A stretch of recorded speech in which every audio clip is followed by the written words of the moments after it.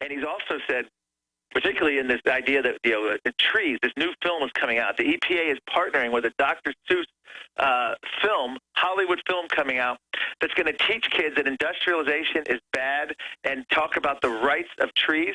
Remember, Patrick Moore, one of the founding members of Greenpeace, has said, if you want more trees, use more wood. Using wood sends a signal to the marketplace that trees have value. It's when something doesn't have value that it gets destroyed. So the more wood we But I got to stop you. I mean, we've taken advantage of Forest Service programs where you pay just at cost for the pine trees and stuff. We've got East Texas Ranch that we've decided to put towards wildland, mainly just for hunting and things. Because they've set up the market where you can't make money in cattle ranching by the oligopolies and combines. And absolutely, I've seen the major studies. We have more trees now, as you know, Mark, than we had 150 years ago. Briefly tell people about that. Yeah, and that's the thing. People think, oh, this is, we're disappearing trees all the time. Let's take, for instance, tropical rainforest. In the 80s and 90s, that was the eco-scare of the day. And you had Hollywood films like Fern Gully, National Geographic. Everyone was bought into it. That was the global warming consensus, if you will. Little kids were being told the Amazon was going to disappear, tropical rainforests were going to disappear. Well, guess what? Fast forward. I did a documentary on this in 2000. In 2009, the New York Times sheepishly admits that for every acre of rainforest cut, 50 are being regenerated and growing back. Studies are showing that within 5 to 6 or 7 years, you can't even distinguish the new forest from the old forest. And people say, well, these are old growth forests. They'll never be the same again. Well, guess what? Every forest changes. If you leave a forest alone, it won't be the same in 10 years. It's always changing. And natural floods, fires, droughts, all the stuff that occurs naturally changes it as much as... As you know, in South America, because I've seen documentaries, I've had family that's been down there, in the cities, they're always battling the jungle, coming in and destroying the buildings. The jungle is what it's ridiculous. And I've seen the satellite photos that you're talking about. The jungle's gotten bigger. Areas that do get mined or wooded or logged grow back. It's just insane. Here's the final point. Here's Bill Gates today in the London Guardian. Bill Gates backs climate scientists lobbying for large-scale geoengineering. And again, he's got his money tax-free in companies that actually make profits. So he's got to be our world savior, and we've got to pay him to control the weather. These people want to run everything. So they're going to openly manipulate the weather, test things on us, and then charge us tax money. I mean, it's just incredible. Yeah, and this is the new thing. There's all kinds of attempts to get money for what they call geoengineering of the climate. And there's all kinds of ways. We had the same thing back in the 1970s when they were worried about man-made global cooling. They were talking about putting black soot on the Arctic ice cap to try to make it absorb sunlight and melt it. So they've always, ever since primitive civilizations have always tried to control the weather. The Aztecs slaughtered thousands of people to appease angry gods, and now we have Bill Gates spending millions or billions of dollars to try to change the weather. They no longer. I don't know what Bill Gates' personal belief is, but they wouldn't say they're gods anymore. They now think that they can control the weather through their own actions, either by unplugging your cell phone charger or spending hundreds of millions on some kind of geoengineering scheme. It has reached the point where medieval witchcraft, the Mayan calendar, and Nostradamus are looking more scientific and more reasonable. Well, Marc Morano, thank you so much for spending time with us, and obviously we'll get you and Lord Monckton and others on when you're down there at this big summit coming up. Hopefully they won't try to have you arrested again. Hopefully they won't beat up Lord Monckton again, the police. Hopefully they won't try to ban you from your own meeting rooms. But they are authoritarians. I think the solution lies in realizing that we always think of a dictator or a corrupt group as looking like Mao Zedong or Hitler.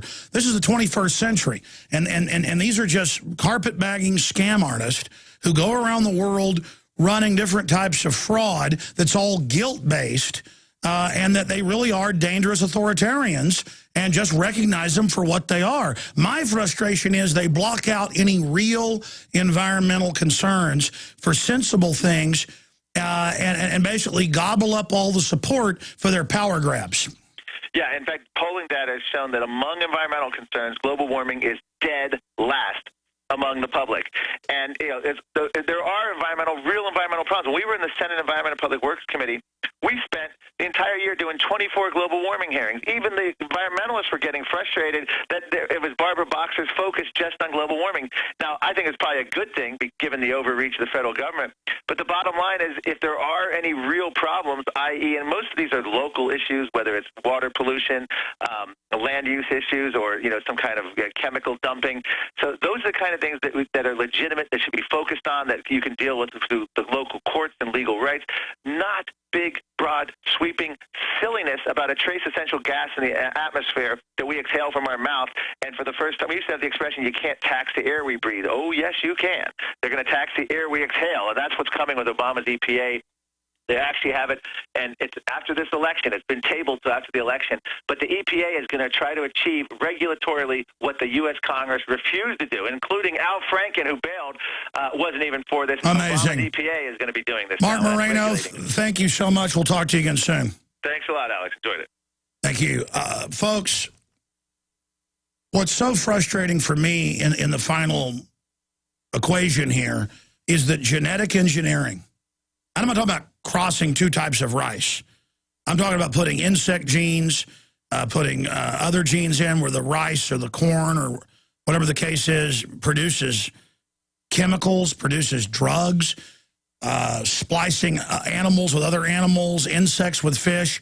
All of this is going on, and it's giving rise to mutated viruses and bacteria. It's jumping into other species.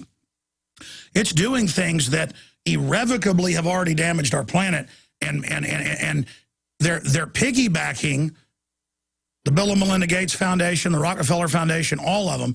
This is the key. They are piggybacking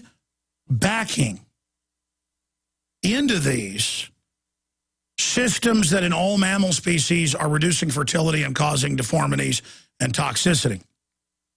Now, that piggybacked kill switch and the Terminator seeds and the rest of it, so they can't reproduce seeds, and the other back doors that are causing the infertility in the mice, that's now been proven to have jumped into every known corn species on Earth. 6 varieties of BT corn, it's jumped into there's thousands of varieties of corn. There's over 1,000 in Mexico alone where corn originated, cultivated corn. Devastating everything.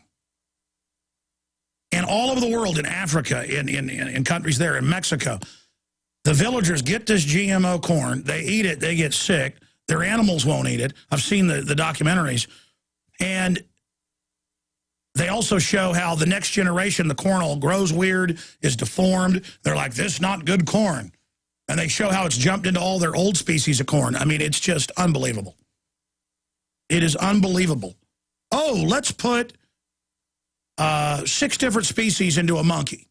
Let's have humanoids with 5 different parents. Let's put 20 different insect genes into a fish and release it in the ocean. And then all sorts of weird stuff. I've seen the studies with these fish. They'll start growing. One of the fish has corn in it. It'll start growing corn in its intestines. Or it'll start growing insect teeth on its scales. I mean, it's like, what is that? They've got oak trees now, they've documented, with wheat and corn growing out of them. It's just jumping into everything. I mean, we'll be lucky if we make it out of this. They've got rotting nuclear reactors everywhere that are 40 years old, melting down, blowing up, leaking radiation. And used to be a big deal. It's like, oh, yeah, Southern California, yeah, Illinois, New York, yeah, it leaks some radiation. Yeah, don't worry about it. Oh, you're finding it's in the milk at 35 times what it should be? We'll just raise it. Oh, EPA raised the level. It's fine. Yeah, well, I know in the past we said don't drink the milk. You'll get it from out of state or somewhere else. But just drink it now. Well, I know in the past when Chernobyl went off in local areas, they said don't eat the produce. But you know what? Government says it's fine. There's this, it's more than just the globalist. It is just this attitude that you can get away with anything you want. It's amazing.